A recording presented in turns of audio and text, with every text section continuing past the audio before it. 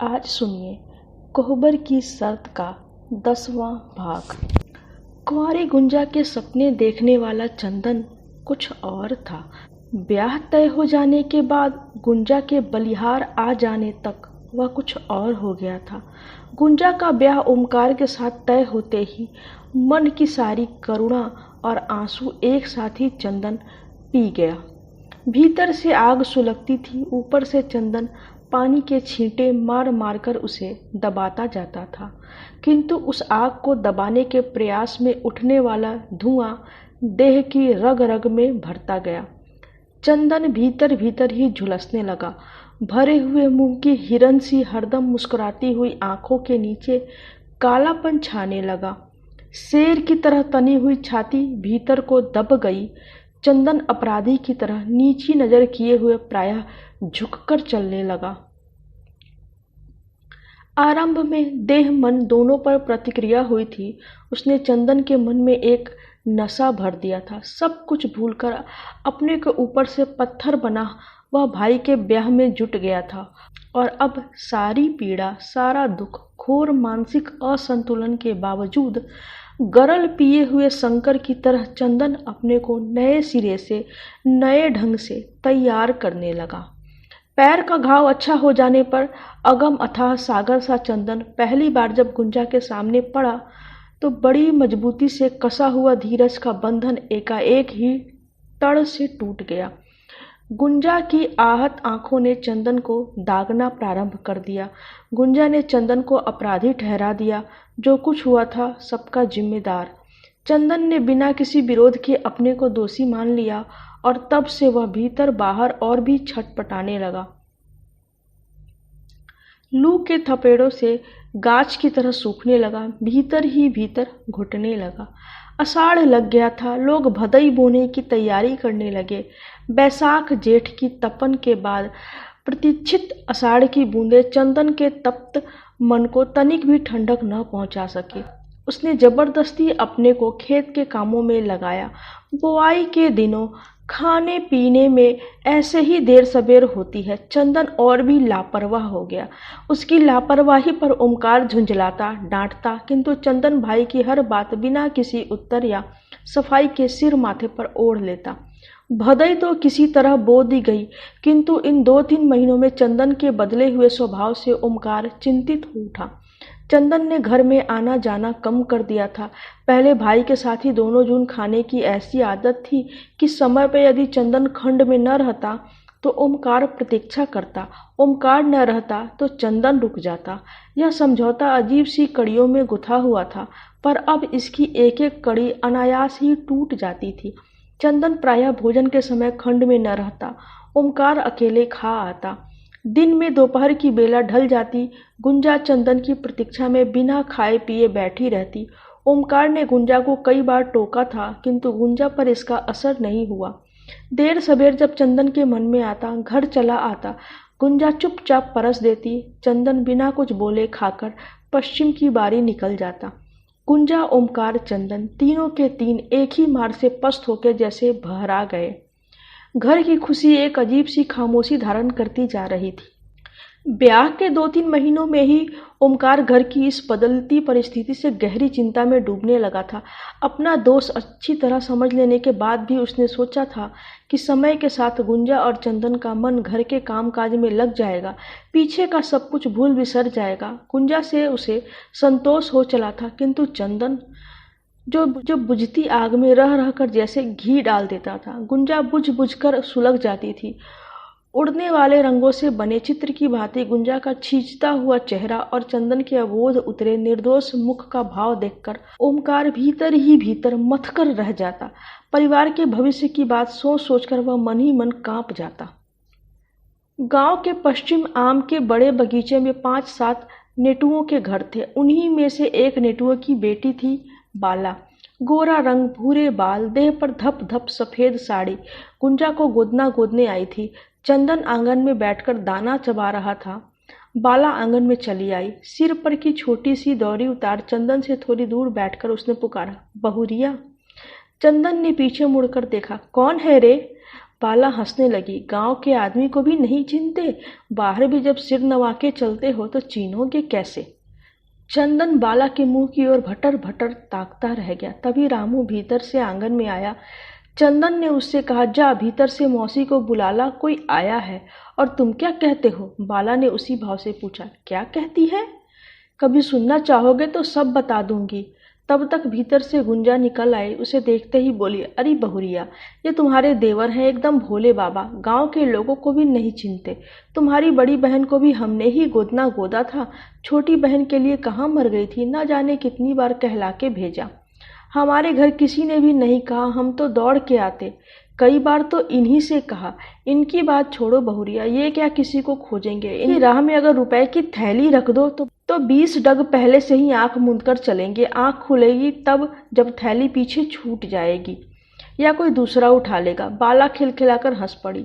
आओ बैठो, गोदना गोद दूं। और बाला दौरी में से सुई और बाह पर लगाने वाला मसाला निकालने लगी। 1 कटोरी पानी, 1.25 रुपया और 1.25 सेर आखत लेती आओ, बाला ने कहा। घर ही उठा के न दे दे, ऐसे क्यों नहीं कहती? चंदन बोला। चलो चलो, तुम क्या दोगे? तुम्हारा जब घर होगा तो कहना। अभी भौजाई के हाथ की रोटी खाओ। फिर फौरन ही बात बदलकर बोली, कौन ढेर मांग लिया? साथ सहेली की भौजाई, 1.25 रुपया मांगा तो बिगड़ गए। बहुरिया की गोदाई 5 रुपए होते हैं, तुमसे भी लूंगी। चल चल, पहले गोदना गोद, तब रुपए पैसे की बात करना, गुंजा बोली। बाला ने गुंजा की कलाई पकड़ी और एक बार चंदन की ओर ताक के बोली, तो कहो क्या गोद दूं? फूल पत्ती बना दूं या मलिकार का नाम लिखवाओगी? आजकल तो घर घर में नाम लिखवाने का चलन बढ़ गया है। मन हो तो देवर से बाह पर नाम लिखवा दो, उसी पर गोद दूं। नहीं नहीं, हम नाम फाम नहीं लिखवाना है, एक छोटा सा फूल काट के शगुन कर दो बस। तो जाओ, कहो देवर से कि थोड़ी देर को बाह थाम ले, बाला ने कहा। तो गुंजा ने चंदन की ओर ताका। नहीं नहीं, ये सब मुझसे न होगा, तुम लोग आपस में कर लो। चलो चलो, बाला बोली, अब कोई हरज नहीं। इसी स्वभाव से तो यह गति हुई। इतना लजकोकर बनोगे तो दुनिया में कोई नहीं पूछेगा। मुंह में कोई कौड़ नहीं डालता, सब स्वार्थ के मीत होते हैं। और बाला उठकर चंदन की बाह पकड़ गुंजा के पास खींच लाई। चंदन ताकता ही रह गया। बाला का तनिक भी विरोध किए बिना वह चुपचाप गुंजा के पास, जहां बाला ने बिठाया, बैठ गया। लो, कस के बाह पकड़े रहना, नहीं तो सुई इधर उधर गड़ जाएगी तो बाद में बड़ा दर्द होगा। चंदन ने गुंजा की बाह पकड़ ली। बाला टप टप सुई से गोदने लगी। पीड़ा बढ़ी तो गुंजा ने मुंह फेर लिया। कलाई और कूनी के बीच गुंजा की गोरी नरम बाह पर खून की बूंदें उभरने लगी। गोदना गुद गया तो गुंजा ने भीतर से एक डलिया भरकर अनाज ला बाला की दौरी में डाल दिया। यह तो हुआ आखत, और बाकी? बाला बोली। ले बाकी। चंदन ने जेब से 1.25 रुपया निकालकर बाला के हाथ पर रख दिया। बाला चंदन का मुंह ताकने लगी। खुशी से दिया है कि मन मार के? बाला बोली। चाहे जैसे दिया, तूने मांगा, तेरी बात रख दी। अब जल्दी से दौरी उठा और रास्ता नाप। सिर पर दौरी रखती हुई बाला ने चंदन को कुछ अजीब ढंग से देखा। चलने को मुड़ी तो चंदन बोला, गोदती है गोदना, लेकिन साड़ी पहने है बगुला के पांख जैसी। और चलते चलते बाला बोली, एक खरीद के पहना देते तो बात की शोभा बढ़ती। और वह बाहर निकल गई। बाला बाहर तो निकल गई, लेकिन चंदन के गले में जैसे कमंद का एक छोड़ लपेट गई। बीन के स्वर पर मोहने वाले सर्प के कान में सम्मोहन का मधुर राग भर गई। मानसिक तनाव की जकड़न में मन को कुछ ढील मिली। चंदन सुखबुगाया, ऊपर मुंह कर बयार में दूर से तैरकर आने वाली किसी फूल की प्यारी गंध सूंघने का प्रयास करने लगा। और तब से चंदन पश्चिम की बारी में अक्सर चक्कर लगाने लगा। जब भी वह उधर आता जाता, बाला किसी न किसी बहाने उससे मिल ही जाती। राह चलते भी 2-4 बातें बोल देती। पहली बार गांव के लड़कों में उसने चंदन से बोलना शुरू किया। सावन बीत रहा था। इस साल बाढ़ नहीं आई तो गांव के लोगों में अपार खुशी भरी हुई थी। जनेरा जोनहरी के खेत सरेह में लहरा रहे थे। पश्चिम की बारी के ठीक उत्तर बगीचे के कोने पर चंदन के कई खेत थे। इनमें जोनहारी जनेरा दोनों खूब लगते थे। घर के जानवर हरी हरी से अघा जाते। 2-3 दिन में वर्षा थम गई। माल गोरुओं के लिए खेत से हरी काटना आसान हो गया था। लोग अपने अपने खेतों में हसुआ लेकर जुटे थे। दोपहर के बाद लगभग 2 घड़ी बेला ढल चुकी थी। पश्चिम की बारी वाले किसी खेत से हरी का एक बड़ा बोझ सिर पर लिए हुए चंदन घर की ओर आ रहा था। बोझ भारी होने से चाल में कुछ तेजी थी जिससे डडार पर झुके हुए दोनों ओर के खेतों में पोर से भर ऊपर उठी हुई फसलों के पत्ते बोझ की रगड़ से फड़फड़ाहट पैदा कर रहे थे। अपने खेत से लगभग 3 खेत निकल आने पर बड़ी सी आंचल खींचे बाला दूब के टपके बीन रही थी। किसी की डडार पर बैठे रहने पर भी बगल से कतराकर निकला जा सकता था, किंतु बाला ने अपनी बगल में दूब से भरी हुई खांची रख दी थी। सिर पर बोझ वाले आदमी के लिए खांची लांघकर आगे निकल जाना संभव न था। दुल्की चाल में चलते हुए चंदन ने 10 कदम पहले से ही आवाज लगाई, कौन है रे? किंतु उस पुकार का कोई असर न हुआ। बाला ने घूमकर पीछे की ओर ताका तक नहीं। चंदन बढ़ते हुए आवाज लगाते चला गया, किंतु बाला टस से मस न हुई और पहले की तरह खुरपी से घास छीलती गई। पास पहुंचकर चंदन रुक गया। डडार पर ही टपके बिनने थे और मिलते ही कहाँ हैं? नहीं मिलते तो राह रोक के बैठ जाओगी। तुम्हारी राह कौन रोक सकता है? मर्द बच्चा हो, खांची लांग के निकल जाते। कपार पर बोझ, राह में खांची लांगता फिरूं तब तो हो गया। तुमसे तो बतियाते भी डर लगता है। डर लगता है तो खेतों के बीच टपके बिनने क्यों आई? सुनो, बाला ने धीमे स्वर में कहा। सुनो क्या? सिर पर का बोझा नहीं देखती? बस इतने में ही कांपने लगे। भारी लगता है तो दो, दुआ पे पटक आऊं। खड़े होकर उसने चंदन के बोझ पर दोनों हाथ फैला दिए। रहने दे, रहने दे। दाएं हाथ से चंदन ने बाला का दाहिना कंधा पकड़कर उसे अलग हटाते हुए कहा, हटो, राह छोड़ो। नहीं, पहले एक बात बता दो, क्या है? जल्दी पूछ। सब खेतों में मचान गड़ गई, तुम्हारे खेत में नहीं गड़ेगी क्या? जनेरा का खेत तो इस तरफ एक ही है, एक खेत के लिए क्या मचान गड़े? मैं तो पूरब खेत में अगोरने जाता हूँ। 5 खेत छटे हुए हैं, एक ही आदमी से काम चल जाता है। अब तो बालें लगने लगी। उधर तो बानर सियार पहुँचते नहीं, लेकिन यहाँ तो सत्यानाश कर देते हैं। फिर थोड़ा सा मुस्कुराकर बोली, मचान गाड़ दो तो मैं ही रात को अगोर दिया करूँगी। तुमको तो खुद ही अगोरा जाता है, तू खेत अगोड़ेगी? चंदन ने मुस्कुराकर कहा। बाला कुछ लजाकर बोली, मचान गाड़ के देख लो। एक बार बाला की ओर चंदन ने भेद भरी दृष्टि से देखा, फिर दाहिने पैर से आगे डडार पर पड़ी खांची बगल में सरका के आगे निकल गया। थोड़ी देर बाद बाला भी आधी खांची घास लेकर घर लौट आई। महतारी ने पूछा, आज किधर निकल गई थी रे? यहीं बगल में डडार पर तो थे, बस आधी खांची ही लाई। धरती अभी बहुत नम है, घास के साथ माटी निकलती है और खांची भैंस के आगे पटक कर वह मड़ई में घुस गई। चंदन का मन खेतों में लगने लगा। बाढ़ न आने से जनेरा के खेतों में दोहरी तिहरी बालें लगने लगी तो मन में नए सिरे से उल्लास भरने लगा। गांव के चारों ओर के जनेरा के खेत दिन में एक बार घूमकर देख आता। पश्चिम की बारी वाले खेत की फसल अच्छी थी। ऊंचे पुष्ट पौधों में अन्य खेतों की अपेक्षा लंबी बालें लग रही थी। चंदन ने ओमकार से इस खेत में भी मचान गाड़ने की बात चलाई। खेत के मामलों में ओमकार पूरी तरह चंदन की बात मानता। कौन खेत बोया जाएगा, कौन पड़ती रहेगा, किस खेत में क्या बोया जाएगा, यह चंदन के मन की बात थी। किंतु हर काम में चंदन बड़े भाई की राय जरूर पूछ लेता। पश्चिम की बाड़ी में मचान गाड़ने के लिए भी उसने ओमकार से पूछ लिया। मचान गड़ गई। जनेरा के घने खेत के बीच में चौड़े फूस की छाजने वाली ऊंची मचान चढ़ते समय मचर मचर करती थी। दोनों ओर की फूस की ओरियानियों को काफी नीचे तक लटका दिया गया कि पानी की बौछार मचान पर सोए हुए को भिगो न सके। रात को खा पी कर चंदन उसी मचान पे चढ़ आया। पछुआ धीरे धीरे जोर पकड़ रही थी। आसमान में काले बादलों का बोझ सरे पर झुकता चला जा रहा था। 1.5 पोर से ऊंची जनेरा जोन्हरी की तनी हुई फसल को भादों की उस घनी अंधियारी रात में पछुआ झकझोरने लगी।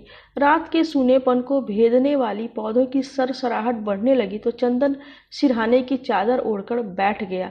देह में बड़ी बेचैनी सी थी। तेज हवा के झोंके रह रहकर मचान को हिला देते तो लगती हुई नींद उचट जाती।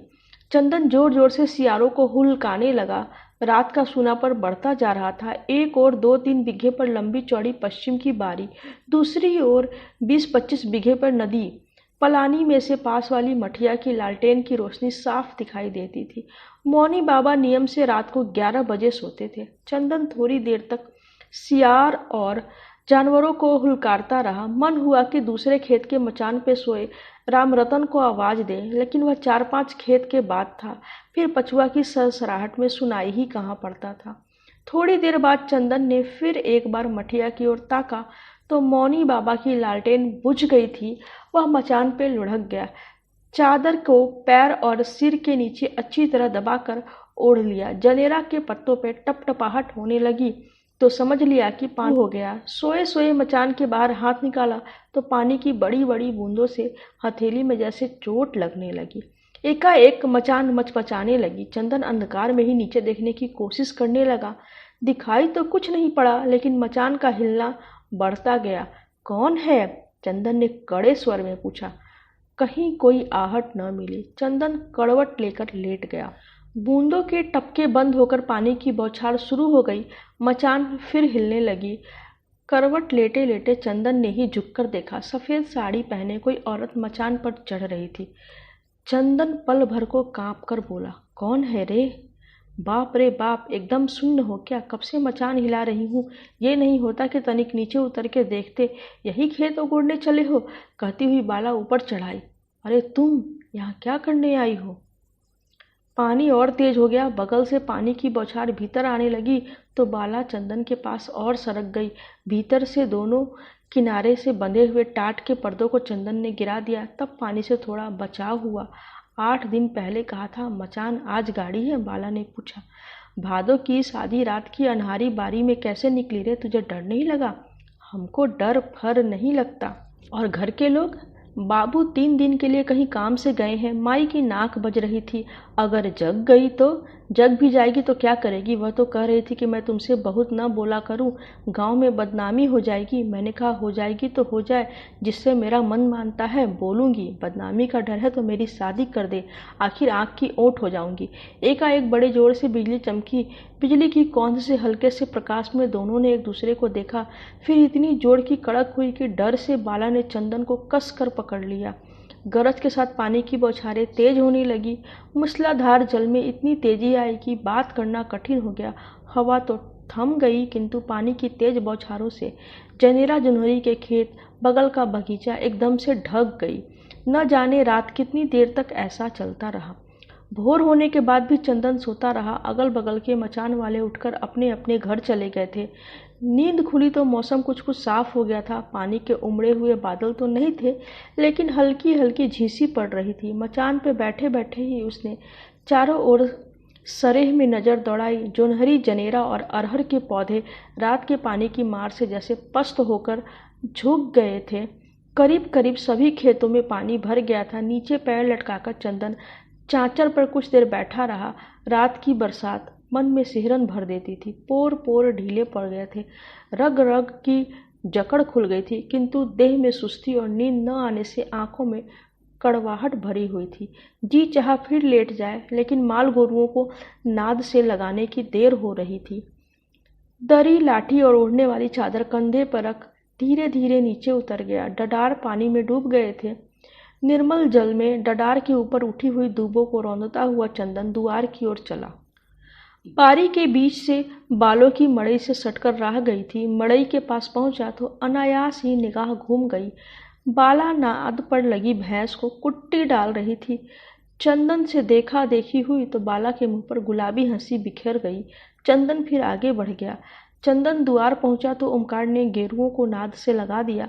लाठी दरी रखकर वह भूसी और जूट ले आने घर चल दिया था। घर पहुंचते ही गुंजा ने टोक दिया, आज तो देर हो गई, आंख लग गई थी क्या? हाँ, चंदन ने धीरे से कह दिया। बहुत धीरे से बोल रहे हो, आंखें तो चढ़ी हुई हैं, नींद नहीं आई क्या? आती भी कैसे? रात का पानी, बाप रे बाप, बच्चे की भीग गए थे। एकदम सरोबोर। चंदन ठठाकर हंस पड़ा। लाओ भूसी दाना दो, हाथ मुंह धोके अभी द्वार से पलटता हूँ। बड़ी भूख लगी है, कोई बढ़िया चीज बना के रखे रहना। दाना भूसी देती हुई गुंजा उसका मुंह निहारती रही। ब्याह के बाद आज पहली बार वह खुलकर बोला था, अपने तरह आत्मीयता दिखाकर।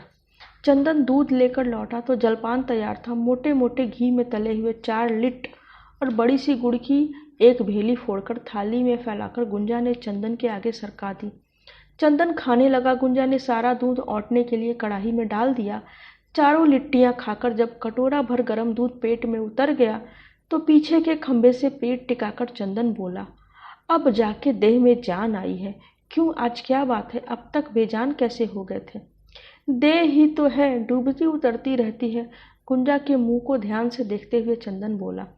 चंदन की इस चितवन में गुंजा ने कुछ नयापन पाया, कोई भेद भरी दृष्टि।